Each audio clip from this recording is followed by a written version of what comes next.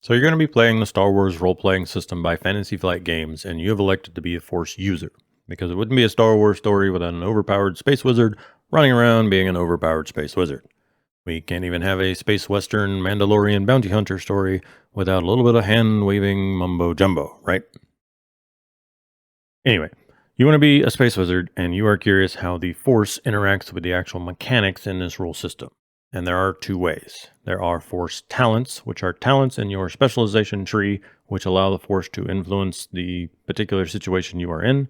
And then there are Force powers, which are their own trees that you purchase and are dedicated, each of them, to a specific Force power, like being able to push or sense, etc. So how do we gain access to these? In order to use our Force talents and our Force powers, we need a Force rating. That is our character's link to the Force and a measure of how strong it is, because you have different levels of your Force rating. Force rating can be acquired a couple different ways, and the easiest one is to start as a career that already has a Force rating. All of the careers from the Force and Destiny core rulebook, as well as the Jedi careers from Rise of the Separatists, start with a Force rating. Instead of a full 8 skills like all the other core careers, they gain 6 skills and Force rating 1.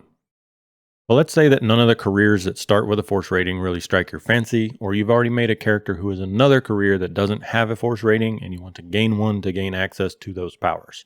How do we do that? There's multiple universal specializations that can grant you Force rating 1. You buy into the specialization, you now gain access to a Force rating. Even if you ignore the entire talent tree from that specialization, you now have the Force rating and can then buy into the talent trees and Force powers that you want. The universal specializations with Force rating 1 are from Edge of the Empire core, there's the Force sensitive Exile. From Age of Rebellion core, there's the Force sensitive Emergent. From Rise of the Separatists, there's Force sensitive Outcast. And then from Dawn of Rebellion, there's Padawan Survivor. And I think that's all of them. Using this method allows us to take our bounty hunters and smugglers and our soldiers and diplomats who did not have access to the Force. Now they have some semblance of being able to use Force talents or even purchasing Force powers. But it's important to note that not all Force powers can be bought with just Force rating 1. Some powers have a rating 2 or even rating 3 requirements, so you will need to increase your Force rating. It's important to note that you can't just buy another talent tree to do that. If you purchase Force Sensitive Exile, you have Force rating 1, but if you go buy the Force Sensitive Emergent now, that grants you Force rating 1 as well. It doesn't increase your Force rating by 1, it grants you Force rating 1. So even if you had both trees, you still have Force rating 1. How do we increase our Force rating?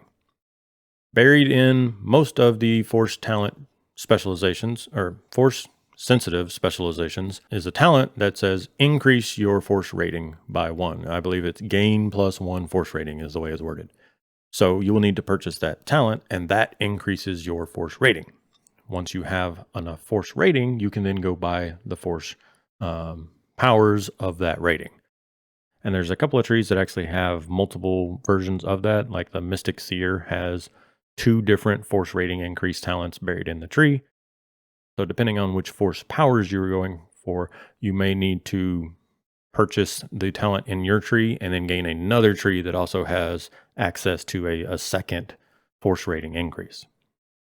But so that's how the Force works in this system. You either start as a career that already has a Force rating and access to Force talents and powers, or you start as someone else and then you gain a universal specialization which unlocks your Force rating, and then you now have Force rating 1 for access to all your Force talents or the basic Force powers. If you want bigger and better Force powers, you are going to need to purchase the talents further down your specialization, which have the gain plus 1 Force rating on them. You may need to purchase this multiple times in order to unlock the power that you want. I really enjoy this system, and I'm enjoying making videos and content about it, because having to do the research to make sure that I am correct gets me into the nitty-gritty of the rule systems and helps me learn. So if you have a specific question or topic that you'd like to see me cover, leave a comment down below, drop a line in Discord or on Twitter, and I will definitely consider it the next time I have a moment of quiet to sit down and record a video, because I like this kind of stuff. So thank you so much for your time. Hopefully, you learned something, and yeah,